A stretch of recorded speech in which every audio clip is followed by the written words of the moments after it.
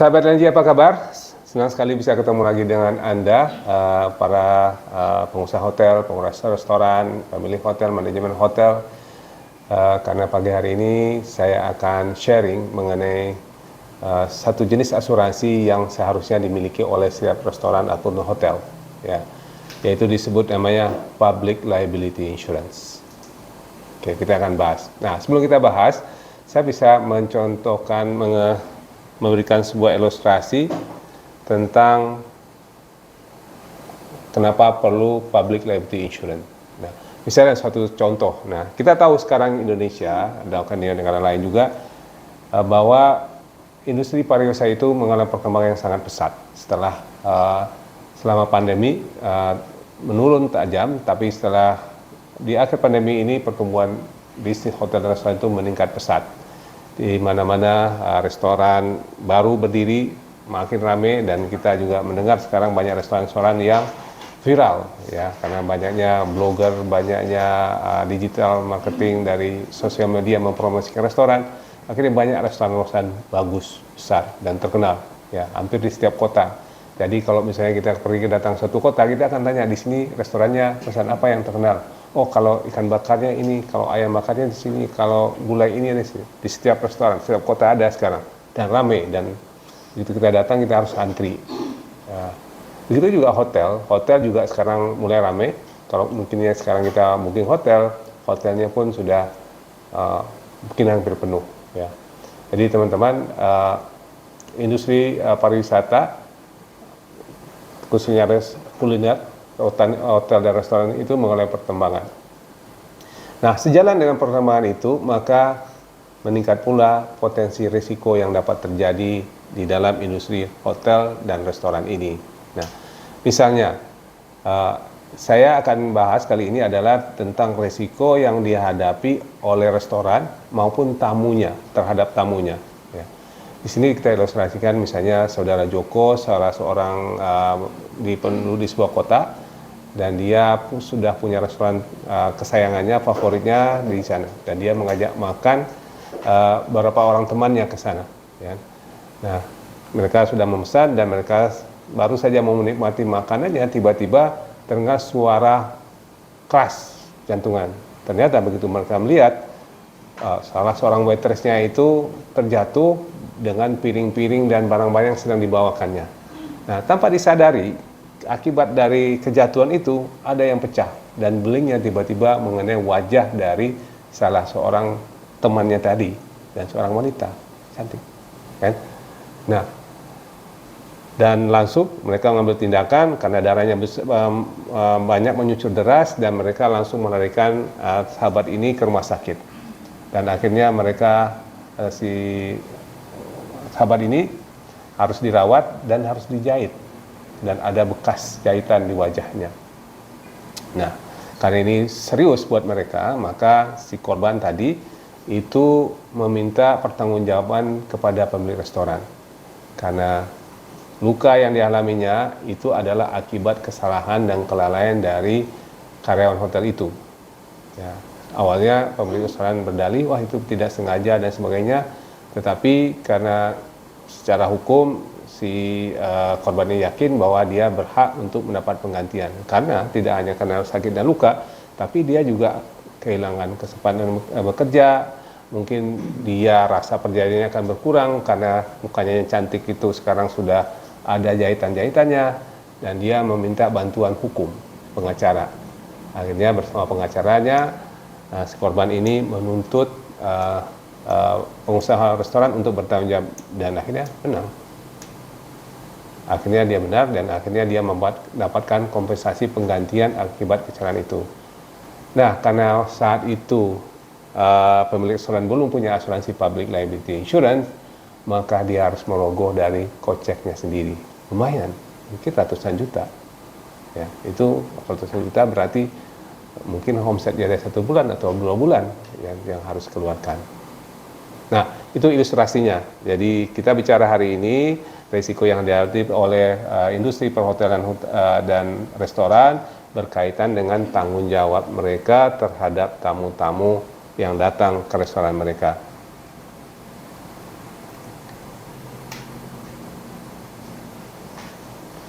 Oke, seperti yang saya sampaikan tadi bahwa saat ini industri pariwisata itu menjadi pendorong pertumbuhan ekonomi yang signifikan, terutama di Indonesia.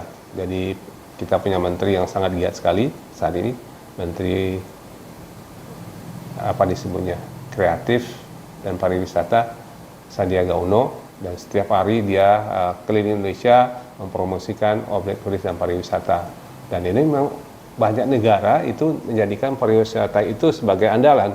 Ya, Indonesia termasuk yang kurang sebenarnya. Malaysia, Thailand, Singapura itu sebagian besar pendapatannya dari pariwisata. Bahkan sekarang Timur Tengah, kita tahu Dubai, kemarin Qatar, dan sekarang Saudi Arabia sedang juga giat-giatnya mengembangkan pariwisata. Yaitu dengan adanya pariwisata ini akan mendapatkan penghasilan. Ya, mungkin kalian bisa bayangkan kalau misalnya setiap satu orang turis datang ke Indonesia dan selama di Indonesia dia membelanjakan uangnya sekitar $1.000. Jadi kalau 1 juta orang datang setiap hari berarti $1 miliar, misalnya contoh seperti itu ya. Itu bisa menghidupkan ekonomi restoran, hotel, sewa mobil dan sebagainya dari situ. Oke. Banyak manfaatnya. Jadi kalau misalnya di hotel, di perhotelan itu banyak kaitannya industrinya, makanya pemerintah sangat mendukung untuk perkembangan industri pariwisata ini. Oke, nah sebelum kita membahas risikonya, kita pahamin dulu apa proses kegiatan dari sebuah hotel. Ya, hotel itu kalau kita mau menginap di hotel atau orang memiliki hotel, maka ada yang pertama dari reservasi. Ya, reservasi itu pemesanan kamar hotel atau pemesanan restoran, ya itu sangat biasa. Jarang sekali orang sekarang go show, istilahnya datang tiba-tiba langsung booking ke hotel. Ya, sebaiknya dilakukan beberapa hari sebelum kedatangan kita, baik secara telepon langsung ataupun secara online sekarang ya. Siapa tahu siapa yang kalau misalnya hotel itu pakai apa? Traveloka, berarti sudah tahu ya, ada Traveloka dan mohon maaf nih Traveloka namanya Anda disebut, tapi banyak lagi ada hotel.com dan lain-lain ya. Kemudian kalau sudah datang, sudah booking, maka Anda datang. Datang itu disebutnya check-in. Check-in itu ke counter di depan, lapor, saya Indah sudah pesan hotel 2 hari yang lalu atas nama ini. Dicek sama dia, oh betul Bu Indah, oke silakan. Ibu bawa KTP, bawa paspor, ada, oke. Bu, kamarnya di sini, Ibu mau kamarnya di mana, berapa orang, menginap rencana berapa hari, itu pasti pertanyaannya gitu, ya kan? Itu check-in. Nah, kalau sudah disebut namanya layanan kamar. Jadi kalau sudah check-in, kalau sudah boleh check-in, ingat di restoran hotel itu ada batas waktu juga check-in, masuk ke kamar. Jadi biasanya kita baru mulai masuk ke kamar itu setelah jam 1 siang. Jadi kalau kita datang pagi ke hotel, itu belum bisa masuk ke kamar. Kita sudah daftar tapi baru bolehnya masuk nanti setelah jam 1, jam check-in namanya ya. Anda masuk ke kamar, barang Anda diantar, dikasih tahu ini kamarnya, ini kuncinya dan sebagainya. Nah, kemudian pembersihan kamar, layanan concierge, fasilitas hotel. Fasilitas hotel ini termasuk restoran yang nanti akan kita bahas. Di hotel itu rata-rata selalu ada restoran, tempat kita sarapan, makan siang atau makan malam, ketemu dengan tamu. Kemudian ada fasilitas kolam renangnya juga, ada fasilitas mainan anak-anak dan sebagainya. Dan rata-rata hotel itu membuat tamunya itu semakin nyaman. Nah, semakin banyak fasilitasnya, sebenarnya risikonya juga semakin meningkat. Ya. Kalau sudah selesai, ya Anda sudah hari, 2 hari, 3 hari, sudah selesai, Anda waktunya sudah habis, ya Anda check out. Kalau tidak ada apa-apa, Anda ambil koper dan keluar. Nah, itu proses kalau di hotel. Nah, kalau di restoran, bagaimana cara kerja restoran? Nah, di restoran itu prosesnya yang pertama adalah menyiapkan makanan dan minuman. Jadi, rata-rata restoran itu buka di atas jam 10 atau jam 11.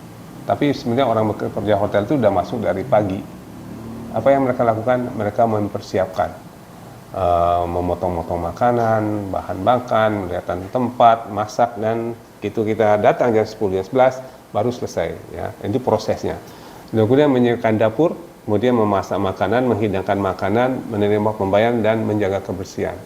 Itu proses dari hotel. Nah, kita perlu memahami proses ini, karena nanti akan kita lihat di manakah potensi terjadinya kecelakaan. di mana potensi hal-hal yang bisa merugikan tamu. Ya.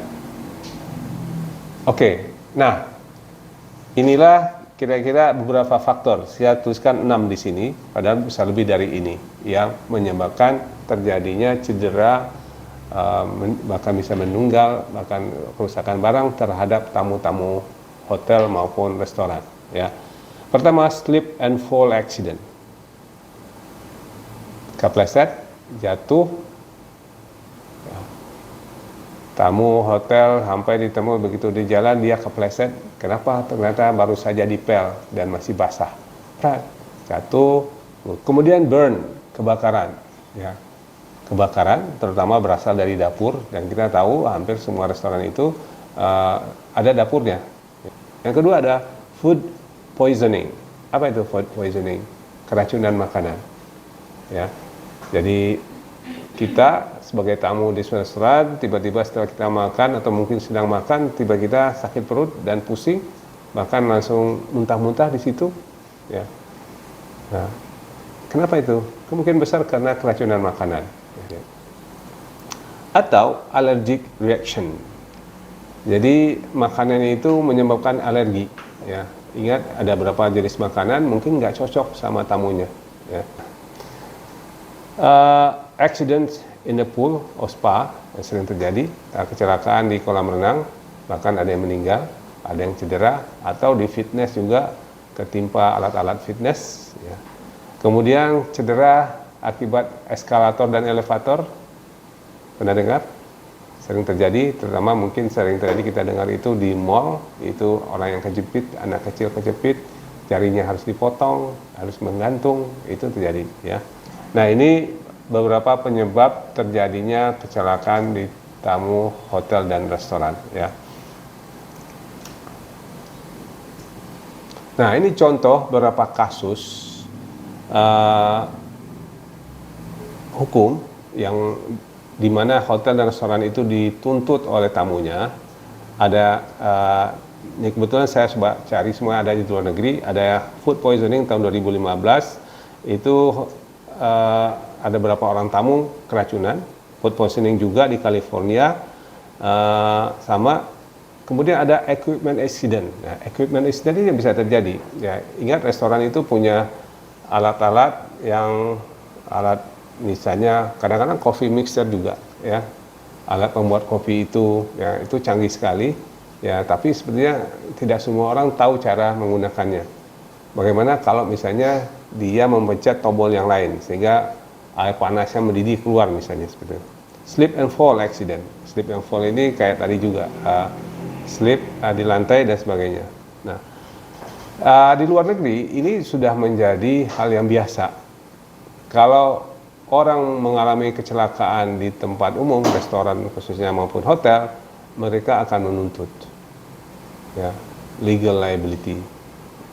Di dalam, ketika kita beberapa waktu lalu belajar mengenai liability insurance, dulu memang liability ini hanya concernnya orang-orang luar negeri, khususnya Amerika dan Kanada, karena apa-apa mereka pasti larinya ke hukum. Mereka akan menuntut hukum dan mereka bisa dapat uang banyak sekali dari hukum karena di sana banyak sekali ahli-ahli hukum. Tapi kini di Indonesia kesadaran hukum juga sangat meningkat. Ya. Nah, kita lihat, ya, dari contoh kan berapa kasus belakangan ini, apa-apa orang menuntut, ya kan, ya. Oke, itu ilustrasinya tadi. Kita sudah belajar gambaran seperti apa kegiatan hotel dan restoran. Kita juga sudah pelajari di mana potensi terjadinya kecelakaan yang merugikan tamu yang akhirnya akan menyebabkan pemilik restoran atau hotel harus bertanggung jawab. Kasus-kasusnya kita buktikan, jadi sering kita bilang, oh ini apa buktinya? Kalau memang ini ada bukti, ini kasus yang tadi, ya. Nah, kalau kita buka cari lagi di Indonesia juga pasti banyak tadi kasus-kasusnya, ya. Jadi nyata, jadi kecelakaan itu nyata, tuntutan itu nyata juga. Nah, sekarang apa solusinya? Yaitu dengan adanya public liability insurance atau asuransi tanggung jawab hukum terhadap pihak ketiga. Nah, karena restoran, hotel, perkantoran, supermarket dan mall itu potensi terjadinya tuntutan dari publik itu besar karena memang tempat mereka tempatnya orang datang banyak. Kantor kita misalnya ada yang datang, terutama tamu ya. Kalau orang-orang biasa nggak datang. Justru karena hotel dan restoran ini justru senangnya kalau rame, makin rame mereka makin senang. Tapi pada saat yang bersamaan itu juga resikonya juga meningkat. Oke, nah sekarang kita bahas tentang public liability insurance untuk restoran. Public liability insurance ini sekali lagi adalah asuransi tanggung jawab hukum terhadap pihak ketiga.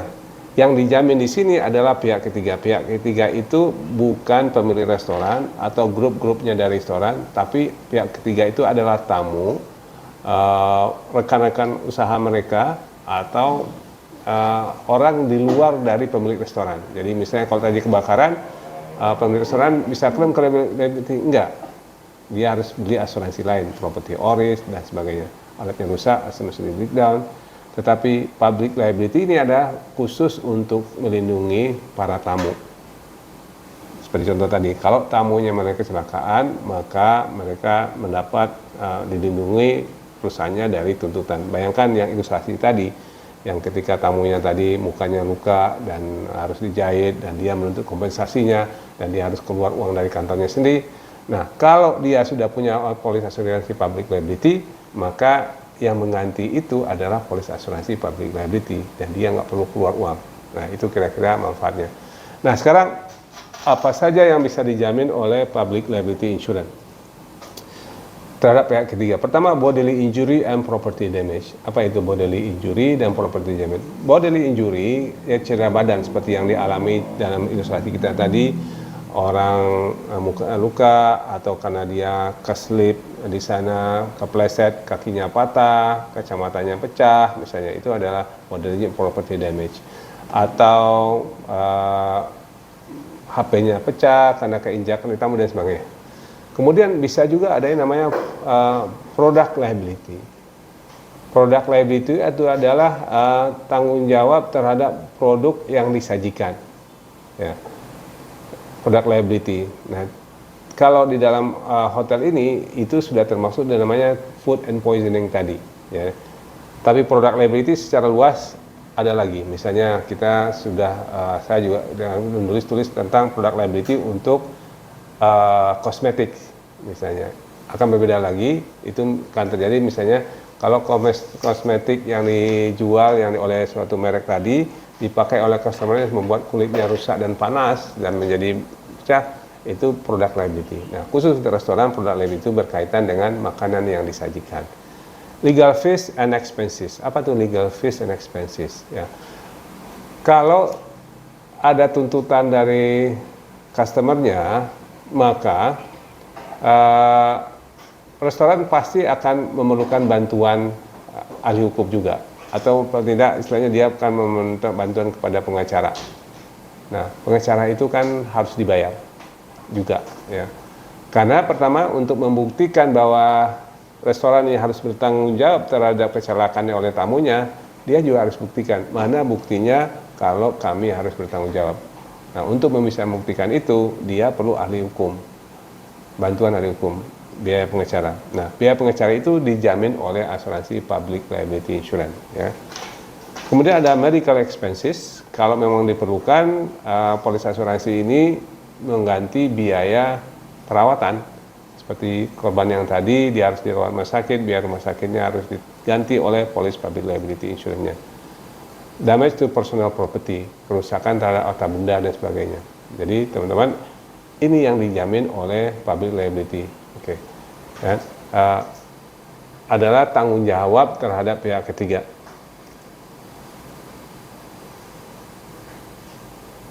Nah, tapi sayangnya untuk mendapatkan asuransi public liability ini, khususnya untuk hotel dan restoran, itu tidak mudah. Tidak banyak orang yang paham tentang jaminan asuransi ini. Tidak banyak pula perusahaan asuransi yang bisa menjamin public liability insurance. Ya.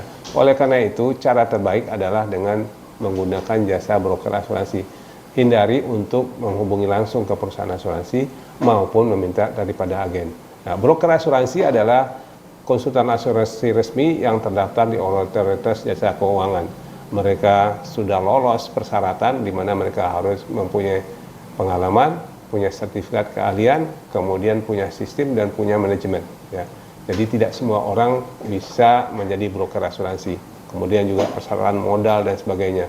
Jadi kalau misalnya ada yang mengatakan, oh kami broker asuransi, buktikan apakah perusahaan itu sudah terdaftar di OJK. Nah kalau belum, berarti mereka bukan broker asuransi resmi yang. Oke, nah sekali lagi, apa manfaatnya mengurus asuransi dengan menggunakan broker asuransi? Yang pertama, expertise. Ya. Broker asuransi itu adalah ahlinya asuransi. Mereka sudah melalui proses pendidikan yang intensif dan itu dibuktikan dengan adanya sertifikasi mereka sebagai ahli asuransi. Belum cukup hanya dengan sertifikasi, ternyata juga termasuk dapat pengakuan dari BNSP, Badan Nasional Sertifikasi Profesi Indonesia, dan diakui oleh OJK. Dan mereka harus lulus, harus ujian di sana. Itu disebutnya level 5, level 6, level 7. Jadi, mereka memang sudah ahlinya. Ya. Seperti kalau Anda lihat di bawah nanti detail nama saya ada ANJIF, CIIB, sertifikat. Nah, karena memang saya sudah mendapatkan sertifikat asuransi yang selama saya 40 tahun lebih kurang berada di industri asuransi. Kemudian, kenapa Anda menggunakan broker asuransi? Pertama, access to wide range of insurance. Broker asuransi itu tidak terikat kepada salah satu perusahaan asuransi. Berbeda dengan agen. Agen hanya boleh memasarkan satu perusahaan asuransi saja. Sedangkan broker tidak terikat. Broker asuransi bisa memilih berapa perusahaan. Di Indonesia sekarang ini ada 75 lebih kurang perusahaan asuransi. Dan broker asuransi bisa berhubungan dengan 75 perusahaan asuransi itu. Ya, kemudian memilih mana yang terbaik di antara itu. Nah, karena broker asuransi itu paham apa yang dibutuhkan oleh nasabah, misalnya dalam ini adalah restoran dan hotel, perlu public liability, maka berdasarkan ilmu pengetahuannya, broker asuransi akan merancang luas jaminan asuransi yang terbaik untuk Anda. Kemudian memilihkan perusahaan asuransi di antara 75 tadi, mana yang paling baik. Nah, penilaiannya biasanya adalah kalau klaimnya mudah, preminya nggak terlalu mahal, urusan asuransi mudah, gampang. Kemudian orang yang familiar dan sudah pernah punya track record.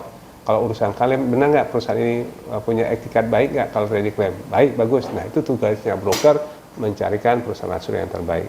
Kemudian time saving. Dengan adanya broker asuransi, Anda nggak perlu menghubungi 75 perusahaan asuransi tadi. Anda juga tidak perlu ngirim orang staf Anda belajar asuransi sehingga akhirnya bisa membuat monopoli asuransi yang bagus. Enggak, itu semua ada di broker. Jadi time saving, Anda nggak perlu kemana-mana. Kemudian claims management. Nah, kalau terjadi kecelakaan, Anda nggak perlu pusing. Anda nggak harus mengurusnya bagaimana.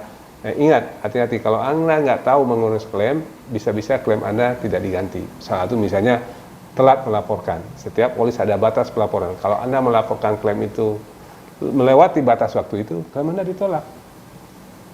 Nah, dengan adanya broker asuransi, Anda tinggal telepon asuransi, begitu terjadi, broker asuransi akan membantu Anda menguruskan klaim. Mereka yang akan berhubungan perusahaan asuransi. Kalau perlu harus survei, mereka kadang-kadang ikut survei bersama asuransi, sampai klaim itu dibayar. Kemudian, salah satu yang terakhir yang penting adalah ongoing support. Jadi, broker asuransi itu akan membantu Anda selama masa asuransi, bahkan kalau ada hal-hal yang Anda perlukan untuk asuransi yang lain atau khusus lain, broker asuransi akan membantu Anda. Oke, klaim prosedur. Nah, jika terjadi klaim, apa yang harus dilakukan? Pertama, notify insurance broker, company via broker. Jadi adalah memberitahu tentang adanya kecelakaan yang terjadi, terutama melalui broker. Kedua, provide supporting document. Sediakan dokumen-dokumen pendukung. Ketiga adalah bekerja sama dengan surveyor atau adjuster yang dikirim, kemudian klaim review bersama-sama, kemudian baru ada keputusan diterima atau tidak diterima. Nah, selama proses ini, broker asuransi akan selalu mendampingi Anda. Oke, demikian penjelasan saya tentang perlunya public liability insurance untuk hotel dan restoran.